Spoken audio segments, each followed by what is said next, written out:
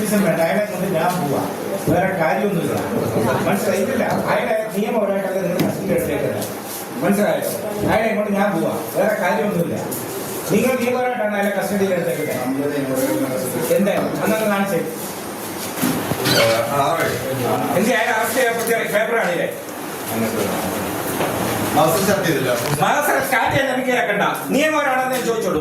ഒരാളെ അറസ്റ്റ് ചെയ്യുമ്പോൾ നടപടിക്രമങ്ങളുണ്ട്. Arrest start ചെയ്ത പേപ്പർ കാണിക്കുക, അറസ്റ്റ് ഇത് ചെയ്ത പേപ്പർ കാണിക്കുക. രേഖപ്പെടുത്തിയില്ലേ? പിന്നെ തോന്നിയ കാണിക്കുന്നത് പിന്നെ തനിക്ക് തോന്നുന്നു മേടിച്ച് വെക്കാനാണോ? എടുക്കാൻ അറസ്റ്റ് രേഖപ്പെടുത്തിയിട്ടില്ലല്ലോ. എടുക്കാൻ അയാളെ ഇതെന്താ തോന്നിയ സാർ? മനുഷ്യരെ ക്ഷമിക്കുന്നതിനും സഹിക്കുന്നതിനും പരിധികളുണ്ട്. മനസ്സിലായല്ലോ? പരിധികളുണ്ട്. അവിടെ മനുഷ്യൻ ചാകാൻ തുടങ്ങുക. ആന കയറി താന്തയിലായിട്ട് കാണിക്കാൻ അവിടേക്കുന്നു പോന്ന് പറഞ്ഞ് കത്തിക്കും. രണ്ടാമത് ഇവിടെ നക്സലുകൾ വരും. മനസ്സിലായോ? നിങ്ങൾ കസ്റ്റഡി താഴെ വാ. നിനക്കെന്താ എത്ര റോള്? നിനക്കെന്താ റോള്? എന്തിനാ നിന്നെ വിളിച്ചോണ്ട് വന്നേ?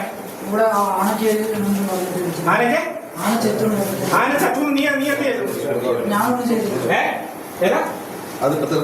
അല്ല, എനിക്ക് അങ്ങനെ തീർക്കൊന്നും വേണ്ട. എനിക്ക് ഒരു തന്നെ ഔദാര്യം വേണ്ട. ഇന്നലെ ഇവിടെ ഞാൻ വിളിച്ചു പറഞ്ഞു, ഞാൻ ഉയർന്ന ഫോറസ്റ്റ് ഓഫീസറുമായി സംസാരിച്ച് ഈ കാര്യത്തിൽ വ്യക്തത വരുത്തോളാം.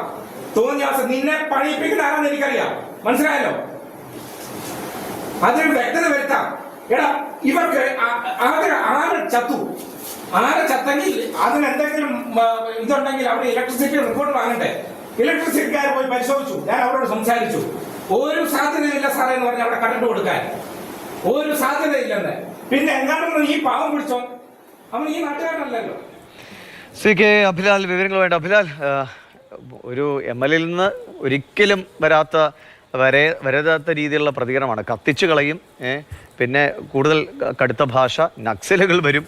ഇതെന്തൊക്കെയാണ് ദേഷ്യം കയറിയ? അല്ലെങ്കിൽ ഇപ്പൊ അദ്ദേഹത്തിന്റെ പ്രതികരണമൊക്കെ ഒന്ന് നമുക്ക് കേൾപ്പിക്കാം. പക്ഷെ എന്ത് ദേഷ്യം കയറിയാൽ ഇതേ രീതിയിലാണോ സർക്കാർ ഉദ്യോഗസ്ഥരോട്, ചുമതല നിർവഹിക്കുന്ന ആളുകളോട് ഒരു MLA പ്രതികരിക്കേണ്ടത്? ശനിയാഴ്ച കാട്ടാനയെ ഷോക്കേറ്റ് ചരിഞ്ഞതിൽ കണ്ടെത്തിയിരുന്നു. ഇതുമായി ബന്ധപ്പെട്ട് വനം വകുപ്പ് രജിസ്റ്റർ ചെയ്ത കേസിന്റെ അന്വേഷണത്തിന്റെ ഭാഗമായി തമിഴ്നാട് സ്വദേശിയായ രാസു എന്ന ആളെ കസ്റ്റഡിയിലെടുത്തിരുന്നു. അതിന് പിന്നാലെയാണ് KU ജനീഷ് കുമാർ MLA പാടം വനം വകുപ്പ് ഓഫീസിലേക്ക് എത്തിച്ചേരുന്നത്. കസ്റ്റഡി എടുത്ത ആളെ അറസ്റ്റ് ചെയ്തിട്ടുണ്ടെങ്കിൽ അതിന്റെ രേഖ കാണിക്കാൻ ആവശ്യപ്പെടുകയാണ് ഉണ്ടായത്. എന്നാൽ അറസ്റ്റ് ചെയ്തിട്ടില്ല എന്ന് ഉദ്യോഗസ്ഥർ തന്നെ വ്യക്തമാക്കിയതോടുകൂടി എന്തടിസ്ഥാനത്തിലാണ് ഇത്തരത്തിൽ നിരപരാധിയായ ആളെ കസ്റ്റഡിയിൽ എടുക്കുന്നതെന്ന് ചോദിച്ചുകൊണ്ട് കുപിതനായി നിലവിട്ട രീതിയിലുള്ള സംസാരവും അതോ ശൈലിയുമാണ് പിന്നീട് അദ്ദേഹം പ്രകടിപ്പിച്ചത്. ചുരുക്കത്തിൽ ജീവനക്കാരെ ആകെ അസ്വസ്ഥപ്പെടുത്തുന്ന തരത്തിലുള്ള പ്രതികരണം അദ്ദേഹത്തിന്റെ ഭാഗത്തുനിന്ന് ഉണ്ടായിട്ടുണ്ട് എന്ന ദൃശ്യങ്ങളിൽ വ്യക്തമാണ്.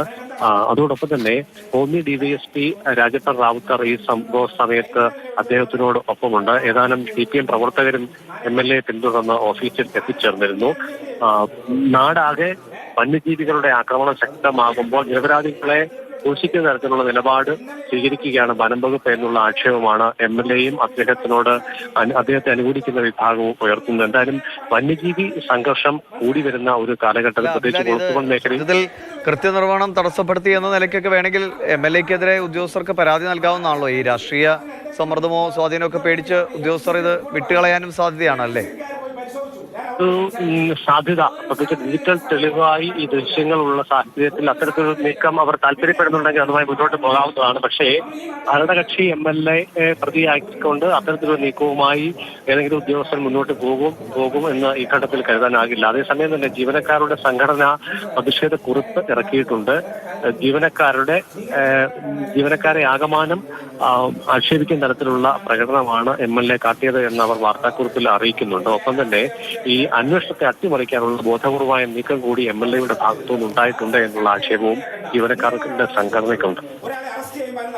എന്തായാലും വളരെ വളരെ കൈവിട്ട മോശം പ്രതികരണവും പെരുമാറ്റവുമാണ് KU ജനീഷ് കുമാർ MLAയുടെ ഭാഗത്തു നിന്നുണ്ടായത്. ഇതേ നിലയ്ക്കല്ല ഉത്തരവാദിത്വം നിറവേറ്റുന്ന അല്ലെങ്കിൽ ചുമതല നിർവഹിക്കുന്ന സർക്കാർ ഉദ്യോഗസ്ഥർക്കെതിരെ പെരുമാറുന്ന എന്തെങ്കിലും എതിരഭിപ്രായങ്ങളുണ്ടെങ്കിൽ കൃത്യമായി അത് മേലുദ്യോഗസ്ഥരെ അറിയിക്കും. അതിനനുസരിച്ചുള്ള നടപടികൾ സ്വീകരിക്കാവുന്നതാണ്. ഇത് നക്സലുകൾ വന്ന് കത്തിക്കുമെന്നൊക്കെ ഒരു MLA പറയുന്ന സാഹചര്യം ഉണ്ടായാൽ എന്താണ് ഒരു MLA ഇങ്ങനെയൊക്കെ പെരുമാറുന്നതെന്ന് അത്ഭുതം തോന്നും.